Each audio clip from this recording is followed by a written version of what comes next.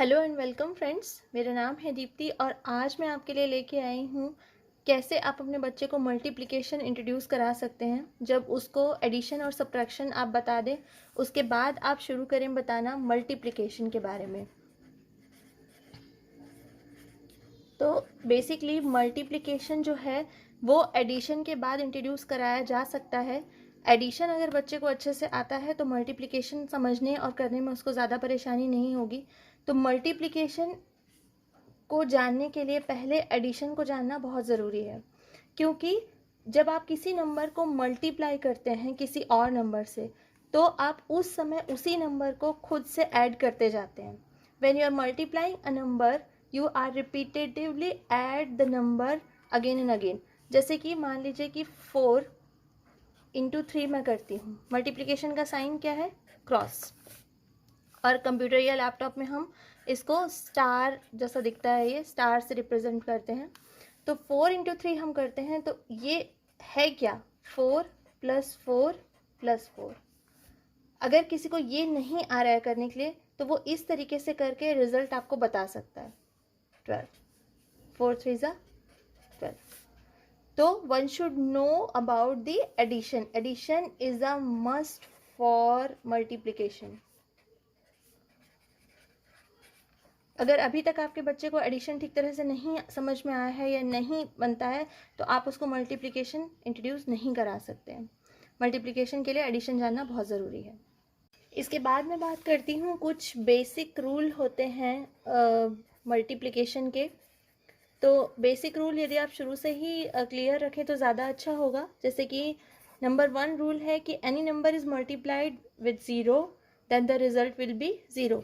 जैसे कि अगर हम 1 इंटू ज़ीरो करते हैं तो हमको ज़ीरो मिलेगा। यदि हम 336 को भी ज़ीरो से मल्टीप्लाई करते हैं तो भी हमको ज़ीरो मिलेगा। मतलब यदि हम ज़ीरो से किसी भी नंबर को, if zero is multiplied by any number result will be zero. ये फर्स्ट रूल है। इसके बाद सेकेंड रूल है, यदि नंबर हमारा 1 है तो 1 से यदि हम किसी भी नंबर को मल्टीप्लाई करते हैं तो हमको रिजल्ट वही सेम नंबर मिलेगा। जैसे कि हम 36 को यदि हम 1 से मल्टीप्लाई करते हैं तो हमको 36 मिलेगा। 5 को करते हैं तो हमको 5 मिलेगा। We get the same number.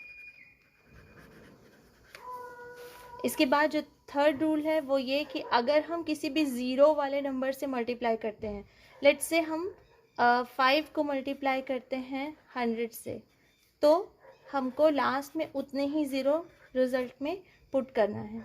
ये हमको बिना देखे करना है। जैसे हम 4 से यदि 2000 करते हैं तो हमको ये 3 ज़ीरो पहले ही लगाने होंगे। ये 3 ज़ीरो रिज़ल्ट में ज़रूर रहेंगे। तो ये इसको पहचानने का तरीका है। एक तरह से नंबर चेक भी कर सकते हैं आप कि अगर ये ज़ीरो लगे हैं, जितने ज़ीरो आप मल्टीप्लाई कर रहे हैं उतने ज़ीरो होने चाहिए, तभी आपका आंसर सही है। तो ये बेसिक रूल्स हैं कुछ मल्टीप्लिकेशन के मल्टीप्लाई करने के लिए। अब मैं बात करती हूँ मल्टीप्लिकेशन टेबल की। जब आप मल्टीप्लिकेशन इंट्रोड्यूस कराते हैं तो उसके बाद आपको सबसे पहली जो नीड है वो है मल्टीप्लिकेशन टेबल बनाने की। मल्टीप्लिकेशन टेबल बनाने के लिए मेरा ये सजेशन है कि जब आप बच्चे को मेमोराइज़ कराएं मल्टीप्लिकेशन टेबल, तो अपने घर में कहीं पे भी एक बड़े से चार्ट पेपर में, जहाँ से बच्चा आपका बार बार निकलता है, या किसी वॉल पे या उसके कबर्ड के ऊपर एक टेबल बनाकर आप पेस्ट कर दीजिए वहाँ पे वॉल के ऊपर, ताकि वो जब भी वहाँ से निकले तो उसकी नज़र में ये टेबल आते रहना चाहिए। तो उसको याद करने में बहुत आसानी होगी, ये बहुत ईजीली याद हो जाता है अगर बच्चा बार बार प्रैक्टिस करता है। तो शुरुआत आपको कैसे करनी है, जैसे 1 2 3 4 5 6 7 8 9 10।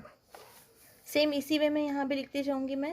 1 2 3 4 5 6 7 8 9 10।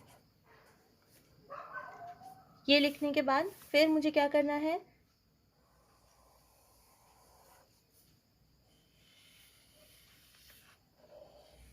ये लिखने के बाद मैं यहाँ लिखती जाऊँगी 1 2 3 4 5 6 7 8, 9, 10, यानी कि 1 1 ज़ा 1, 1 2 ज़ा 2, 1 3 ज़ा 3, 1 4 ज़ा 4, 1 5 ज़ा 5, 1 6 ज़ा 6, 1 7 ज़ा 7, 1 8 ज़ा 8, 1 9 ज़ा 9 और 1 10 ज़ा 10।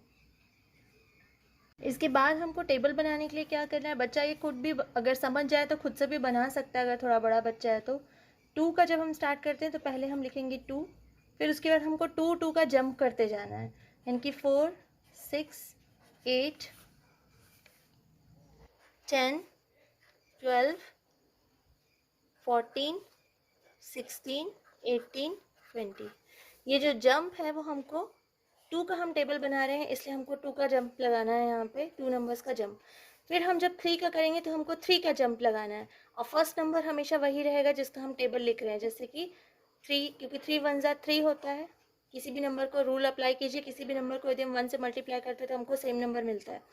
फिर यहाँ से हम जंप मारते जाएंगे, 3 का जंप करिए 6, फिर यहाँ जंप कीजिए 9, यहाँ जंप कीजिए 12, 15, 18, 21, 24, 27 और 30। जैसे जैसे ये नंबर बड़े होते जाते हैं मल्टीप्लिकेशन के लिए तो जंप करना थोड़ा सा मुश्किल हो जाता है, लेकिन शुरुआत में जब तक ये टेबल याद नहीं है तब तक हम ये तरीका अपना सकते हैं। 4 8 12 16 20 24 28 32 36 40। 5 का जंप लेना बहुत आसान है, 5 10 15 20। इसका टेबल याद रखना भी बहुत आसान होता है। 5 का टेबल बच्चों को बहुत जल्दी याद हो जाता है, क्योंकि ये 5 का जंप लगाना बहुत ईजी है उनके लिए, बहुत ज़्यादा मुश्किल नहीं होती है इसमें उनको। 6 7 और 8 का टेबल याद करना थोड़ा सा मुश्किल हो सकता है, लेकिन यहाँ पर आपको सिर्फ यही करना है कि बार बार आपको मेमोराइज़ कराते जाना है। अगर आप मेमोराइज़ कराते जाएंगे तो इतनी प्रॉब्लम नहीं होती है। शुरू में थोड़ी सी दिक्कत होती है, बच्चे कई बार भूल जाते हैं, जब सम्स में अचानक से मल्टीप्लिकेशन आता है तो वो थोड़ा सा भूल जाते हैं, लेकिन अगर हम उनको बार बार कोशिश करेंगे, जब भी उनके साथ बैठते हैं हम वर्बली बुलवा सकते हैं उनसे, या थोड़ा सा हम कोशिश कर सकते हैं कि वो बार बार हमारे सामने बोलें टेबल्स, तो जब वो बोलना शुरू करते हैं तो उनको अपने आप ये मेमोराइज होने लगता है, इसमें उनको बहुत ज़्यादा ऐसे प्रॉब्लम नहीं आती है। बट इस तरीके से ये मैंने 8 तक के टेबल लिख लिए हैं यहाँ पर। का टेबल बनाना या मेमोराइज़ करना बहुत आसान है, बहुत ज़्यादा मुश्किल नहीं है। जब आप 9 का टेबल बच्चे को कराएं तो उसको इस तरीके से आप कराइए। मेरे ख्याल से आप में से बहुत लोगों को ये तरीका शायद पता होगा, अगर नहीं पता है तो आप ये तरीका फॉलो कर सकते हैं, आसान तरीका है ये।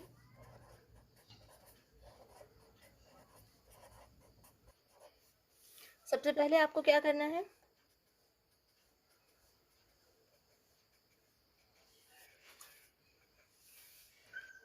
नीचे से हम शुरू करते हैं। सबसे पहले 0 1 2 3 4 5 6 7 8 और 9।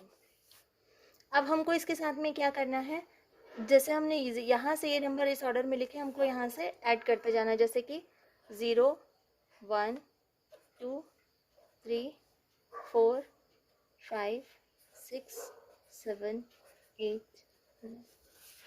ये बन गया टेबल। 0 जो नंबर के पहले लगता है उसका कोई मतलब नहीं होता, तो बेसिकली ये 9 है। 9 18 27 36 45 54 63 72 81 और 90, ये 9 का टेबल है।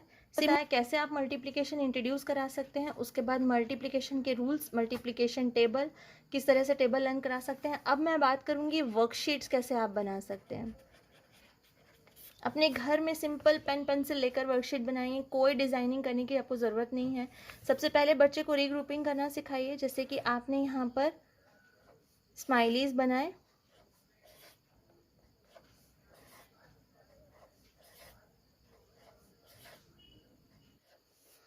अब उसको आप रीग्रुपिंग करना सिखाइए, जैसे कि ये है 2 2 के 3 ग्रुप्स, जैसे ये 2 का एक ग्रुप बना, ये दूसरा ग्रुप बना और ये 3 से ग्रुप बना। तो ये बेसिकली 2 का ग्रुप है, तो ये 1 ग्रुप, ये 2 ग्रुप, ये 3 ग्रुप, थर्ड ग्रुप। तो 2 के हमारे पास कितने ग्रुप हैं? 3 ग्रुप्स हैं। दैट मीन्स टोटल स्माइली कितने हो हमारे पास? 6। इस तरीके से आपको ये सिखाना है। आप ये बना दीजिए, उसको ये करके दिखा दीजिए, उसको फिल इन द ब्लैंक्स दे दीजिए, वो अपने आप फिल करेंगे। इसी तरीके से आप बलून बना सकते हैं इनसे छोटे छोटे।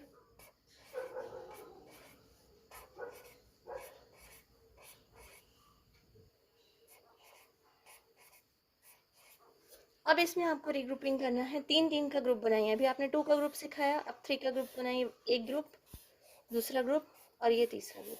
तो ये 3 ग्रुप हो गए। नंबर कितने हैं? 3 के 3 ग्रुप्स हैं हमारे पास। तो 3 3 जा 9। अब टोटल काउंट करिए, 1 2 3 4 5 6 7 8 9। तो ये हमारा ऐड करने से भी 9 आ रहा है, मल्टीप्लाई करने से भी 9 आ रहा है, इस तरीके से। तो ये पहले आप रीग्रुपिंग सिखाइए बच्चे को, अगर आप वो बहुत छोटा है तो। उसके बाद जब आप ये वो सीख जाए तो अब आप उसको बना के दे सकते हैं वर्कशीट। थोड़ा सा डिज़ाइनिंग वे में, थोड़ा सा उसको इंटरेस्टिंग वे में सिखा दीजिए। 4 इंटू 3 कितना होता है? तो आंसर यहाँ पर लिखेगा वो 12। ये आप 4 का टेबल सिखाइए, इस तरीके से 2 का टेबल सिखाइए। धीरे धीरे बच्चों को इंटरेस्ट आने लगता है, वो खुद से करने लगते हैं। खड़े खड़े आप इसको ऐसे 4-5 नंबर लिख के दे सकते हैं, वो अपने आप करते जाते हैं बच्चे। ये नहीं आपको बनता है, आप सिंपल सा राउंड बना दीजिए।